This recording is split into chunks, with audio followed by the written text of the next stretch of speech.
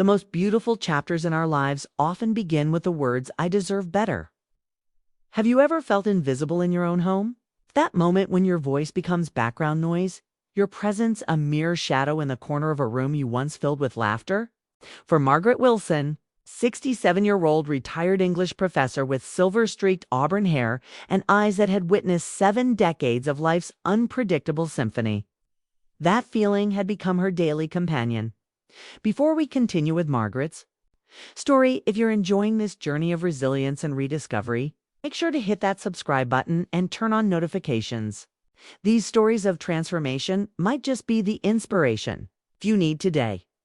Margaret stood at the kitchen window of the colonial-style home she had lovingly designed 35 years ago, her fingers tracing the worn wooden frame she'd once painted robin's egg blue. Outside, the Massachusetts autumn painted the maple trees in fiery oranges and deep reds, a stark contrast to the cold emptiness that had settled within these walls. The house no longer felt like hers, though her name had been on the deed until 18 months ago. "Mom, did you get the groceries I asked for?" The voice of her son Richard echoed from the living room, not even bothering to look up from his laptop. At 52, Richard had his father's strong jawline, but none of his father's warmth. Patricia made a list. "We're having the Hendersons over tonight." Margaret's shoulders tensed slightly. Another dinner party where she would be introduced as Mom, if she was introduced at all. Another evening of being asked to retire early because adult conversations were happening. Another reminder that in her son and daughter-in-law's eyes, she had somehow transitioned from respected matriarch to burdensome houseguest. "Yes, Richard. Everything's in the pantry," she replied, her voice carrying a practiced evenness that masked the hurt beneath. "I also picked up those specialty cheeses Patricia mentioned." No thank you came. None ever did these days. Margaret's life hadn't always been this way. For 38 years, she had commanded lecture halls filled with eager students, her passionate discussions of Austen and Woolf inspiring generations of young minds. Her husband, Thomas, had been her intellectual equal and emotional anchor until pancreatic cancer stole him 5 years ago. Their home had been a gathering place for colleagues, students, and friends alive with debate, laughter, and the kind of deep conversations that stretched into the early morning hours. Now, at 67, with a knee replacement surgery that had left her temporarily dependent on her only child, Margaret found herself living in a strange limbo. The house she had designed, paid for, and filled with memories had been transferred to Richard's name for estate planning purposes after Thomas died. A decision she now recognized as the first domino in a long line of surrendered autonomies. "Mom, could you please not rearrange the spice rack? Patricia has a system." Richard's voice again, this time from the kitchen doorway. His tone suggested he was speaking to a child, not to the woman who had graded papers until midnight to pay for his college education. "I was just putting away the groceries," Margaret said, carefully placing the cinnamon back exactly where she had found it. "I'll be more mindful." Richard nodded, already turning away his attention back on his phone. "And we need you to stay in your room tonight when the Hendersons are here. Patricia thinks it might be awkward to explain why you're living with us." The words landed like a physical blow. Margaret steadied herself against the counter, grateful her son had already left the room and couldn't see how deeply his casual cruelty had cut. In her room, not even your room, but the guest room, as Patricia insisted on calling it, Margaret sat on the edge of the bed, her hands trembling slightly. On the nightstand sat a small framed photo of Thomas, his kind eyes crinkling at the corners, his arm wrapped protectively around her shoulders. "What would you do, Tom?" she whispered to the empty room. "When did I become a burden instead of a mother?" The next morning, Margaret woke before dawn, a habit from decades of early classes. The house was quiet, the kind of stillness that invited reflection. She made her way to the kitchen, careful not to make noise that might wake Richard and Patricia. As she prepared her tea in the plain mug Patricia had designated as hers, not the delicate china cups Margaret had collected over years of travel, she noticed a notepad on the counter. "Mom, grocery list for the week. Also, we need you to contribute more for utilities since you're home all day using electricity. $300 should cover it. P. No please. No thank you. Just a man scrawled in Patricia's precise handwriting. Margaret stared at the note, something shifting inside her. The tea in her mug grew cold as she sat at the kitchen table watching the sunrise paint the sky in gentle pinks and golds. A memory surfaced. Thomas, on their 30th anniversary, raising a glass of champagne to Margaret, who never settled for less than she deserved. When had she forgotten that fundamental truth about herself? Later that morning, while Richard and Patricia were at work, Margaret made a phone call to Eleanor Simmons, her oldest friend and a retired attorney. The conversation was brief but purposeful. Then she called a taxi and made her way to the local library, where she spent hours researching property law and elder rights. By the time she returned home, a plan was forming, not one born of vengeance, but of self-preservation and dignity. That evening, as Patricia served an elaborate dinner that Margaret had not been invited to join, a certified letter arrived. Margaret heard the doorbell, the murmur of conversation, and then silence. Minutes later, Richard appeared at her door, his face flushed with anger. Patricia hovering behind him, the opened envelope clutched in her manicured hands. "What is this?" Richard demanded, waving the paper. "A 30-day notice to vacate. Evicting us from our own home." Margaret stood, steadier than she had felt in months. "No, Richard. I'm evicting you from my home." The silence that followed Margaret's declaration was deafening. Richard's face cycled through shock, confusion, and finally indignation. "This is ridiculous," Patricia interjected, her voice sharp as she stepped forward. "You can't evict us from our own home. The deed is in Richard's name." Margaret's heart pounded, but her voice remained steady. "Actually, I can. When Thomas and I transferred the property to Richard's name, we established a life estate trust. I retain the right to live here until my death. The transfer was conditional on my being treated with dignity and respect." She paused, letting the words sink in. "Eleanor helped me review the documents. The clause is quite clear." Richard's expression shifted, a flicker of uncertainty crossing his features. "Mom, you're being dramatic. We've given you a place to stay. When you needed help, we've taken care of you." "No, Richard," Margaret replied, her voice gentle but firm. "You've housed me." "There's a difference. I've been treated as an inconvenience, not as family." "That's not true," Richard protested, but his eyes wouldn't meet hers. "Isn't it?" Margaret reached into her pocket and pulled out Patricia's note from that morning. $300 for utilities because I'm home using electricity. Grocery lists with no please or thank you. Being asked to hide in my room when you have company. Being told not to touch anything in the kitchen I designed. Patricia's cheeks flushed. "You're twisting things. We've been nothing but accommodating." Margaret shook her head. "I've documented everything, Patricia. Every dismissive comment. Every time you've spoken about me, not to me. Every time you've made it clear this isn't my home anymore." She took a deep breath. "I didn't want to do this, but I won't continue to live where I'm not respected." Richard's anger returned, his voice rising. "So what? You're throwing us out.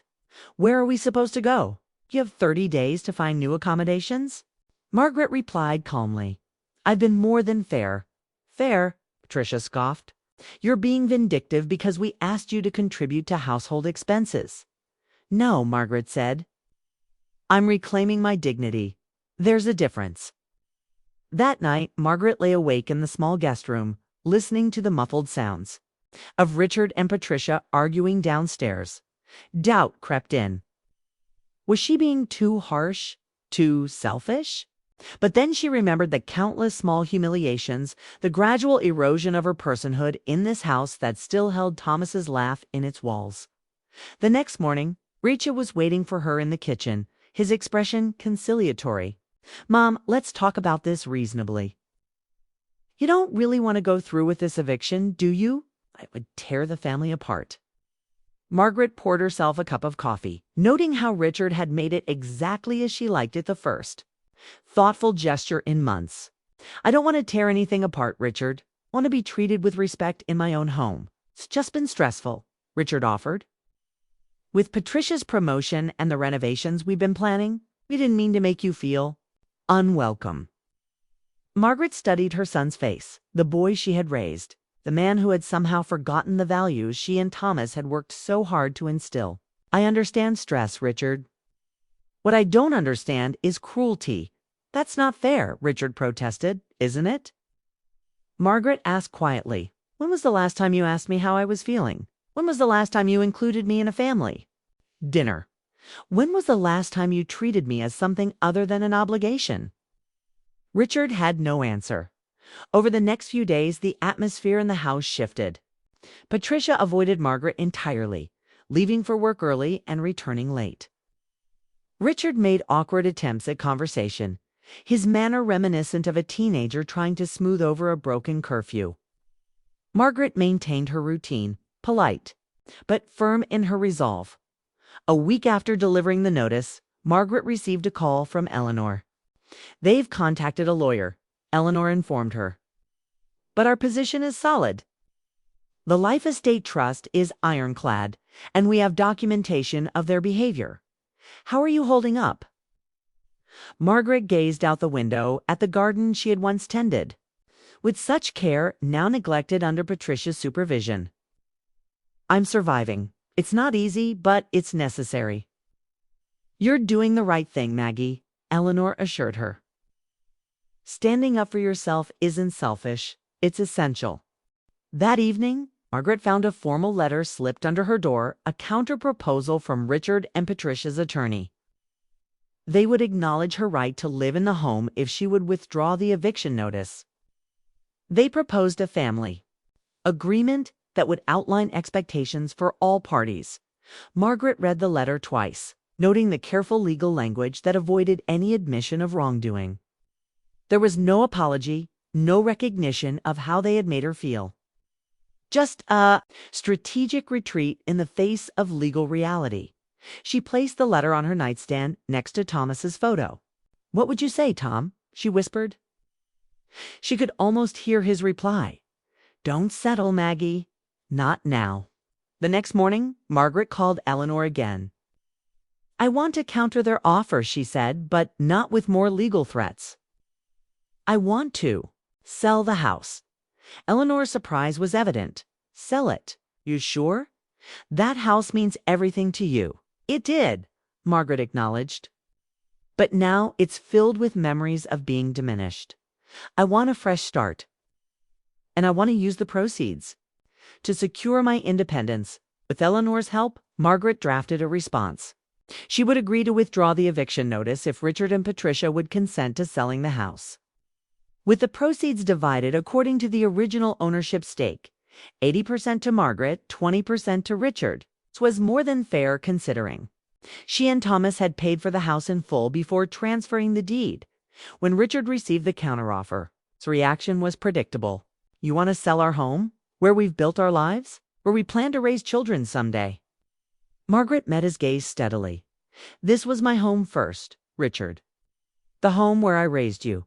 The home where your father and I built our lives. But you've made it clear it's not my home anymore. So yes, I think selling is the best solution for everyone. This is about money, isn't it? Patricia accused, joining the conversation. You're punishing us because we asked you to contribute financially. No, Patricia, Margaret replied. This is about respect, something money can't buy. As the 30-day deadline approached, tensions in the house reached a breaking point. Richard oscillated between pleading and cold silence. Patricia remained hostile, making cutting remarks when Richard wasn't present. Margaret maintained her resolve, though each night brought doubts and memories that made her question her decision. Then, 3 days before the deadline, Richard approached Margaret as she sat reading in the garden, Thomas's garden. Really? With the stone bench he had installed for their 25th anniversary. We'll agree to sell, Richard said, his voice tight with suppressed emotion. But I want you to know that I think you're being selfish. This isn't what Dad would have wanted. Margaret closed her book, marking her place carefully. Your father wanted me to be happy, Richard. He wanted me to be respected. He wouldn't have recognized the way you and Patricia have treated me. Richard flinched. We didn't mean intent doesn't erase impact, Margaret interrupted gently. I know you didn't set out to hurt me. But you did, and when I tried to tell you, you dismissed my feelings. That's not love, Richard. That's not family. For the first time, something like genuine remorse flickered across Richard's face. I'm sorry, he said, the words sounding rusty with disuse. I really am. We got caught up in our own lives, and I forgot who you are, who you've always been. Margaret felt a tightness in her chest. Not the sharp pain of anger, but the dull ache of disappointment. Thank you for saying that, Richard. I appreciate it. But I still think selling is the right decision. The real estate agent arrived the following week. A brisk woman named Caroline with a portfolio of luxury properties and a keen eye for market value. She walked through the house, making notes and occasionally asking questions about renovations and updates. It's a beautiful property, Caroline remarked as they sat at the kitchen table afterward. The location is prime, and the architectural details are exquisite. Even in this market, I think we can get well above asking. Margaret nodded, feeling a strange mix of pride and loss. This house had been her canvas, her sanctuary. Every corner held a memory. Thomas building the window seat in the library, Richard taking his first steps across the living room floor. Countless dinner parties and quiet evenings by the fire. But those memories would travel with her. The walls themselves were just walls. How soon can we list it? She asked. I can have the photographer here tomorrow, Carolyn replied. We could be on the market by the weekend. That night, Margaret began packing her personal belongings, the books, photographs, and small treasures that defined her life. As she wrapped Thomas's favorite coffee mug in tissue paper, she heard a soft knock at the door. Patricia stood in the hallway, her usual confident posture notably absent. Can we talk? She asked, her voice uncharacteristically hesitant. Margaret gestured for her to enter, clearing a space on the bed among the half-packed boxes. Patricia perched on the edge, her hands fidgeting with the hem of her blouse. Richard told me about your conversation in the garden, about how we made you feel. Margaret waited, giving Patricia space to continue. I never saw it that way, Patricia admitted. I thought we were doing you a favor, letting you stay here after your surgery. I didn't think about how it would feel to be treated like a guest in your own home. She paused, struggling with the words. I'm not good at this, at admitting when I'm wrong, but I was wrong, Margaret. I'm sorry. The apology hung in the air between them, fragile but genuine. Margaret considered her response carefully. Thank you for saying that, Patricia. It means a lot to hear. Is there any way we could start over? Patricia asked. Maybe we don't have to sell the house. Maybe we could try again with clearer boundaries and expectations. Margaret shook her head gently. I appreciate the gesture, truly, but I think this chapter has closed for all of us. Sometimes the kindest thing we can do is recognize when a situation isn't working and have the courage to change it. Patricia nodded, disappointment evident in her expression, but also a new respect in her eyes. I understand. For what it's worth, I hope we can still be family, even if we're not living under the same roof. I'd like that, Margaret replied. And she meant it. The house sold within a week for significantly more than the asking price. The proceeds would allow Margaret to purchase a small cottage near Eleanor's home and still have enough for a comfortable retirement. Richard and Patricia found a modern townhouse closer to their offices, a fresh start of their own. On moving day, Margaret stood in the empty living room, saying her final goodbyes to the space that had held so much of her life.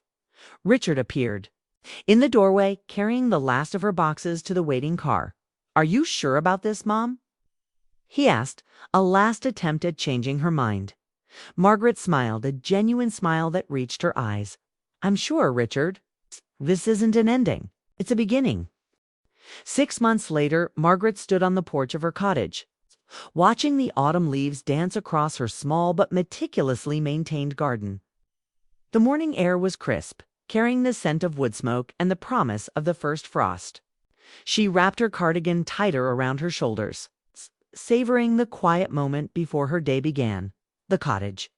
A charming two-bedroom Cape Cod with blue shutters and a reading nook that caught the morning sun had become more than just a place to live. It had become a sanctuary, located in a small artistic community just 20 minutes from Eleanor's home. It offered the perfect balance of solitude and connection that Margaret had craved without fully realizing it. "Morning, Margaret," called Sophia, her neighbor from across the street, a retired ballet instructor with a penchant for gardening and strong opinions about literature. "Coffee's ready if you want to come over." This was another unexpected gift of her new life. Genuine friendships with women who saw her, truly saw her, not as someone's mother or widow, but as Margaret Wilson, with all her complexities and Willow, all her complexities and capabilities. "I'll be right there," Sue called back, smiling as she went inside to grab the scones she'd baked the previous evening. As she crossed the street, Margaret reflected on how much had changed since that fateful day when she'd handed Richard the eviction notice. The initial weeks after the move had been challenging, adjusting to a new space, establishing new routines, wondering if she'd made the right decision.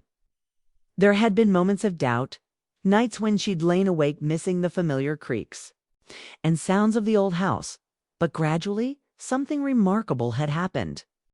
Without the constant undercurrent of tension, without the daily reminders of her diminished status in Richard and Patricia's eyes, Margaret had begun to rediscover parts of herself that had been dormant for years. She'd joined a local writing group, sharing the poetry she'd secretly composed throughout her marriage but never felt confident enough to show Thomas. She'd volunteered at the community library, where her expertise was valued and her suggestions implemented. She'd even started taking watercolor classes at the senior center, laughing at her initial clumsy attempts but persevering until the landscapes began to take recognizable form. "These scones look divine," Sophia declared as Margaret entered her kitchen, the space warm and fragrant with coffee. "Is that cinnamon I detect?" "And a touch of cardamom," Margaret confirmed, settling into what had become her usual chair at Sophia's round oak table. "Thomas always said cardamom was the secret to exceptional baking." "Smart man," Sophia nodded, pouring coffee into Margaret's favorite mug, a handmade ceramic piece from the local artisan market, swirled with blues and greens that reminded Margaret of the ocean. They were soon joined by Helen, a retired judge, who lived 2 doors down, and Diane, a former nurse practitioner with a wicked sense of humor. This informal morning coffee had become a ritual. A gentle start to the day filled with conversation that ranged from local politics to art exhibitions to the latest scientific discoveries. These women challenged Margaret's thinking, respected her opinions, and most importantly, treated her as an equal. "Have you heard from Richard lately?" Helen asked, her direct manner softened by genuine concern. Margaret nodded, stirring a small spoonful of honey into her coffee. "He called yesterday, actually. He and Patricia are expecting." The news was met with a chorus of congratulations and questions. "How do you feel about becoming a grandmother?" Diane asked, her perceptive gaze catching the complexity of emotions that Margaret was still processing, honestly. "I'm thrilled for them," Margaret replied. "And I'm grateful that our relationship has healed enough that they want me to be part of their child's life. It hadn't been an easy road." After the move, Richard had maintained a polite but distant relationship, calling occasionally but always with an undercurrent of resentment. Patricia had been even more remote, sending formal birthday and holiday cards, but nothing more. The turning point had come 3 months ago, when Richard had shown up at her cottage unannounced, looking uncomfortable but determined. "I've been seeing a therapist," he'd admitted, sitting stiffly on her sofa. She's helped me understand some things about how I treated you, about patterns I learned from Dad without even realizing it. Margaret had been surprised. Thomas had been a loving husband, but he had indeed held traditional views about women's roles, views that Margaret had often challenged, but sometimes accommodated for the sake of harmony. "I don't want to be that kind of husband to Patricia," Richard had continued. "And I definitely don't want to be that kind of son to you. I miss you, Mom. I miss who we used to be." That conversation had been the beginning of a careful reconciliation. Weekly phone calls had evolved into occasional dinners. Patricia had gradually thawed, especially after confiding in Margaret about their struggles with fertility and finding not judgment, but compassion and support. "They've asked me to help decorate the nursery," Margaret told her friends, unable to keep the pride from her voice. "Patricia actually said she values my artistic eye." "Well, of course she does," Sophia declared. "Those watercolors you did of the lighthouse are gallery-worthy." Margaret laughed, but the compliment warmed her. At 6 to 8, she was discovering talents and passions she'd never had the freedom to explore before.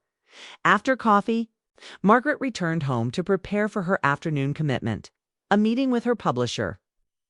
This was perhaps the most unexpected development of all. The journal she'd started keeping after the move, documenting her journey from invisibility to independence, had evolved into a memoir. Eleanor had convinced her to share it with a small publishing house that specialized in women's stories. And to Margaret's astonishment, they had offered her a contract. Women over 60 are the fastest growing demographic of readers, her editor, Jenna, had explained. And they're hungry for stories that reflect their experiences, their challenges, their triumphs. Your voice is exactly what they're looking for. As Margaret prepared for the video call, arranging her notes on the small desk in her study, she caught sight of Thomas's photograph. She'd given most of the old furniture to Richard and Patricia, but certain treasures had come with her. Thomas's books, the quilt his mother had made for their wedding, and this photograph taken on their last anniversary before his diagnosis. "You'd be surprised, Tom," she said softly to the image. "I certainly am." The call with Jenna was productive and affirming. The manuscript was nearly complete, with only the final chapter remaining. They discussed marketing strategies, potential speaking engagements, and the possibility of a small book tour. "Your story resonates with so many women," Jenna emphasized. "Women who've felt erased, who've had to reinvent themselves after loss or disappointment. You're giving them a roadmap." Margaret. After the call, energized by Jenna's enthusiasm, Margaret decided to walk to the small cafe in town for lunch. The autumn day had warmed beautifully, golden sunlight filtering through the trees that lined the quiet streets. As she walked, Margaret nodded to neighbors, exchanged pleasantries with the mail carrier, and stopped to admire a particularly vibrant maple tree at the cafe. She chose a table by the window and ordered her usual half a turkey sandwich and a cup of butternut squash soup. As she waited for her meal, she noticed a woman about her age sitting alone at a nearby table, looking lost in thought, a sadness in her posture that Margaret recognized all too well, without overthinking it. Margaret approached her. "Excuse me," she said gently. "I hope I'm not intruding, but I wondered if you might like some company." The woman looked up, startled at first, then offered a hesitant smile. "I wouldn't mind some company, actually," she said, gesturing to the empty chair across from her. "I'm Vivian." "Margaret," she replied, settling into the seat. "I hope I'm not being too forward. It's just that I recognized something in your expression, something I used to see in my own mirror not too long ago." Vivian's eyes widened slightly. "That obvious, huh?" She gave a small, self-deprecating laugh. "My husband passed away 6 months ago. After 52 years together, I'm not quite sure who I am without him." Margaret nodded, understanding completely. "I lost my Thomas 5 years ago." The ground shifts beneath your feet, doesn't it? Everything you thought was solid suddenly isn't. Exactly, Vivian said, leaning forward slightly. Everyone keeps telling me to move on or stay busy. But they don't understand that I'm not just grieving him, I'm trying to figure out who I am now. Their conversation flowed easily after that. Two women sharing not just grief, but the complex process of reinvention that follows profound loss. When Margaret's lunch arrived, the server brought a second plate without being asked. And they continued talking as they ate. "I've been thinking about selling our house," Vivian confided. "It's too big for just me, and the memories, dot, dot, dot." She trailed off, twisting her wedding ring. "But my children are horrified at the idea. They say I'm not thinking clearly, that I'll regret it." Margaret smiled gently. "I sold my house recently. My situation was different. My son and his wife were living there, treating me like an unwelcome guest. But I understand the fear of letting go of a space filled with memories." "Did you regret it?" Vivian asked, her eyes searching Margaret's face. "Not for a moment," Margaret replied honestly. "The memories came with me. But the freedom to create a new life on my own terms, that's been invaluable." By the time they finished lunch, they had exchanged phone numbers and made plans to attend a local art exhibition together the following weekend. As Margaret walked home, she felt a familiar warmth spreading through her chest, the satisfaction of connection, of being able to offer something valuable to another person. That evening, as she worked on the final chapter of her memoir, Margaret found herself reflecting on the unexpected turns her life had taken. She had never imagined, in those dark days after Thomas's death or during those painful months in Richard and Patricia's home, that she would find herself here, surrounded by new friends, pursuing creative passions, helping other women navigate their own transitions. The phone rang, interrupting her thoughts. It was Eleanor. "I just got off the phone with Jenna," her friend said without preamble. "She told me about the book tour possibility." "That's fantastic, Maggie." Margaret laughed. "It's still just a possibility. Nothing's confirmed yet." "Still," Eleanor persisted, "it's remarkable. From where you were a year ago to where you are now, you should be proud of yourself." "I am," Margaret realized, the words feeling right as she spoke them. "I really am." After they hung up, Margaret returned to her writing, the words flowing more easily now. She wrote about resilience, about the courage it takes to demand respect, about the joy of rediscovery. She wrote about the women who had supported her. Eleanor with her unwavering loyalty, Sophia with her artistic encouragement, Helen with her practical wisdom, Diane with her healing humor. She wrote about forgiveness of Richard, of Patricia, and most importantly, of herself. For the years she had spent diminishing her own light, as she typed the final paragraph. Margaret felt a sense of completion that went beyond the manuscript. She had come full circle, from loss to renewal, from invisibility to presence. The next morning brought an unexpected visitor. Patricia stood on Margaret's porch, looking nervous but determined, a small gift bag in her hands. "I hope I'm not intruding," she said when Margaret opened the door. "I was in the area for a doctor's appointment and thought I'd stop by." "Not at all," Margaret replied, genuinely pleased to see her daughter-in-law. "Come in. Would you like some tea?" Patricia nodded, following Margaret into the cozy kitchen. As Margaret prepared the tea, Patricia looked around, taking in the watercolor paintings on the walls, the bookshelves filled with poetry and literature, the vase of fresh wildflowers on the table. "Your home is beautiful," she said. "It feels so ... you." Margaret smiled, setting the teapot and cups on the table. "That's the nicest compliment you could give me." "That's exactly what I wanted, a space that reflects who I am." Patricia handed her the gift bag. "This is just a small thing for the baby's grandmother." Inside was a delicate silver frame, and within it, the first sonogram image of Richard and Patricia's child. Margaret felt tears spring to her eyes. "Thank you," she said softly. "This means the world to me." Patricia's own eyes glistened. I wanted you to know that we want you to be a real part of this child's life, not just on holidays or special occasions, but regularly. Richard and I have been talking a lot about the kind of parents we want to be. It's the kind of family we want to create. She took a deep breath. We don't want to repeat the mistakes we made with you. Margaret reached across the table and squeezed Patricia's hand. We all make mistakes, dear.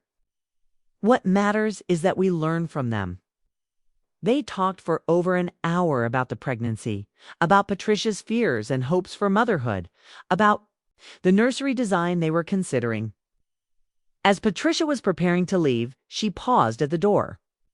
Richard told me about your book. She said, "That's amazing, Margaret, truly." "Thank you," Margaret replied. "It's been healing to write it all down." Patricia hesitated, then asked, "Are we in it? The way we treated you?" Margaret nodded. "Yes, but not in the way you might think. It's not about blame or revenge. It's about growth. Yours, mine, Richard's. It's about how conflict, when addressed honestly, can lead to transformation." Patricia seemed to consider this. "I'd like to read it when it's published. That's okay with you?" "I'd like that too," Margaret said, and meant it. After Patricia left, Margaret placed the sonogram on her mantel next to Thomas's photograph. "You're going to be a grandfather, Tom," she whispered. "I wish you were here to see it." That afternoon, Margaret attended her weekly writing group at the community center. What had started as a small gathering of 4 or 5 people had grown to nearly 15 women and men, ranging in age from their 50s to their 90s. All with stories to tell. Margaret had initially joined as a participant, but her background in English literature and her growing confidence as a writer had naturally evolved into a leadership role. Today, she was facilitating a discussion on memoir writing, sharing techniques for transforming personal experience into universal themes. The most powerful stories, she told the group, are those that bridge the gap between the deeply personal and the universally human. When we share our vulnerabilities, our struggles, our moments of transformation, we create connection. We remind others that they're not alone in their experiences. After the session, one of the newer members, a woman named Claudia, who had recently retired from a high-pressure corporate career, approached Margaret. "I wanted to thank you," she said. "When I first joined this group, I was so afraid of being judged for my writing, for my story, for taking up space at my age. But you've created such a supportive environment. It's changed how I see myself and my future." Margaret felt a surge of gratitude for this unexpected chapter of her life. "That means more to me than you know," she replied. That evening, as Margaret prepared for bed, her phone chimed with a text message from Richard. "Ultrasound went well today. It's a girl. We're thinking of naming her Margaret Eleanor. What do you think?" Here's blurred Margaret's vision as she typed her reply. "I think your father would be very proud, and so am I." As she drifted off to sleep, Margaret reflected on the strange and beautiful journey that had brought her here. A year ago, she had felt invisible, diminished, uncertain of her place in the world. Now, at 68, she was more visible, more present, more herself than she had ever been. The next morning dawned clear and bright, the kind of autumn day that seemed to glow from within. Margaret had a full schedule ahead, a meeting with her editor in the morning, lunch with Vivian to help her navigate the house selling process, her watercolor class in the afternoon, and dinner with Eleanor to celebrate the book contract. As she prepared for the day, Margaret caught sight of herself in the mirror, silver hair neatly styled, eyes bright with purpose, shoulders straight with confidence. She barely resembled the woman who had stood in Richard and Patricia's kitchen a year ago, feeling like a ghost in her own life. "The most beautiful chapters in our lives," she said to her reflection, echoing the words she had written at the beginning of her memoir, "often begin with the words, 'I deserve better.'" And she did deserve better. They all did, all the women who had been made to feel invisible, irrelevant, past their prime. All the women who still had so much to give, to experience, to become. Margaret Wilson had reclaimed her voice, her space, her dignity. And in doing so, she had created ripples that extended far beyond her own life to Richard and Patricia and their unborn daughter. To Vivian and her journey through grief, to Claudia and the other writers finding their voices, to the countless women who would one day read her story and recognize themselves. 1 year later, Margaret stood at a podium in a small bookstore, looking out at the faces of women who had come to hear her read from her memoir, Becoming Visible. The book had exceeded everyone's expectations, resonating deeply with women, over 60, who had experienced their own versions of invisibility and rebirth. "Thank you all for coming tonight," Margaret began, her voice steady and warm. "When I started writing this book, I thought I was telling just my story. But as I've traveled and met so many of you, I've realized that it's our story. A story of women reclaiming their power, their voice, their rightful place in the world." The audience nodded in recognition, some wiping away tears. Margaret had touched something universal, giving words to experiences many had felt but couldn't articulate. After the reading, during the book signing, a woman in her 70s approached, clutching Margaret's book to her chest. "Your story gave me the courage to tell my son I wouldn't be his free babysitter anymore," she confided. "I've enrolled in art classes instead, at 73. Margaret smiled, taking the woman's hand.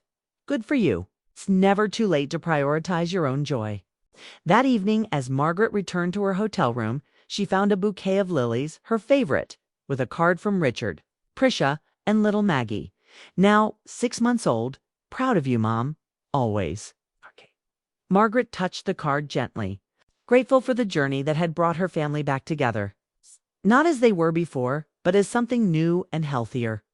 Richard had become a more attentive son, calling regularly and visiting monthly. Patricia had found in Margaret not the critical mother-in-law she had feared, but a mentor and ally in navigating motherhood and career. And little Maggie, with her curious eyes and determined spirit, was the unexpected gift that had healed old wounds and created new bonds.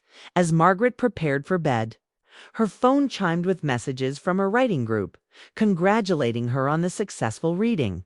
Sophia had sent a photo of the garden club's latest project, a community space they had named Margaret's Garden in her honor.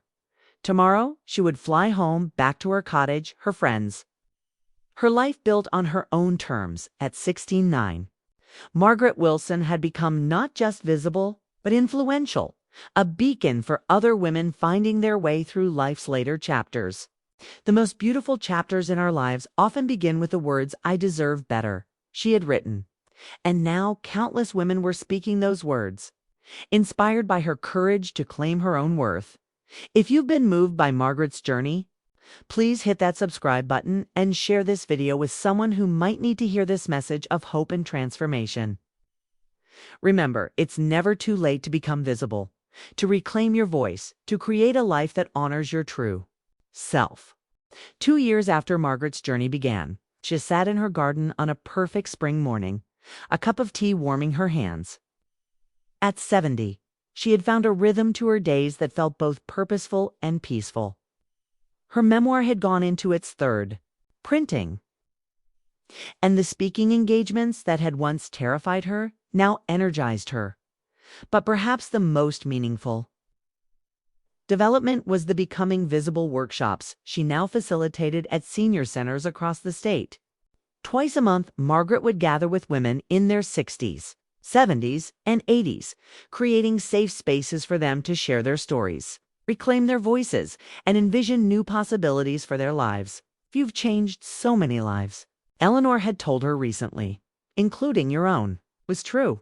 The woman who had once felt invisible now saw herself clearly, her strengths, her worth, her continuing potential. And others saw her too. Today was special. Richard, Patricia, and little Maggie, now 18 months old and toddling with determination, were coming for their monthly visit. The relationship had healed in ways Margaret had never imagined possible. Richard had become the son she'd always known he could be, and Patricia had found in Margaret not an adversary, but an ally, as she waited for their arrival. Margaret reflected on the unexpected gifts that had come from that painful time in her life. If she hadn't been pushed to her breaking point, would she have found the courage to demand better, to reinvent herself, to discover that her later years could be among her most fulfilling? The sound of a car pulling into her driveway interrupted her thoughts. Moments later, little Maggie came running through the garden gate, pigtails bouncing, arms outstretched. Kima! She squealed with delight. Margaret scooped her granddaughter into her arms, breathing in the sweet scent of her hair, feeling the solid warmth of her small body. This, too, was a gift. This chance to be a different kind of grandmother than she might have been. One who modeled strength, self-respect, and joy. "I have something for you," Richard said after the greetings and hugs. He handed her a small, wrapped package. Inside was a delicate silver bracelet with a single charm, a small key. The card read, "To the woman who taught us all how to unlock our true selves. With love and gratitude." Margaret's eyes filled with tears as she fastened the bracelet around her wrist. "It's perfect," she whispered, as they settled into the garden for lunch. Margaret looked around at this life she had created, this home that truly reflected her. These relationships built on mutual respect. This legacy of empowerment she was creating for other women, for her granddaughter. The most beautiful chapters in our lives often begin with the words, "I deserve better." And sometimes they continue with even more powerful words, "And I have the courage to create it." If Margaret's story has touched your heart today, please subscribe to our channel for more inspiring narratives of transformation and resilience. Share this video with someone who might need to be reminded of their own worth, their own voice, their own light. Remember, it's never too late to become visible.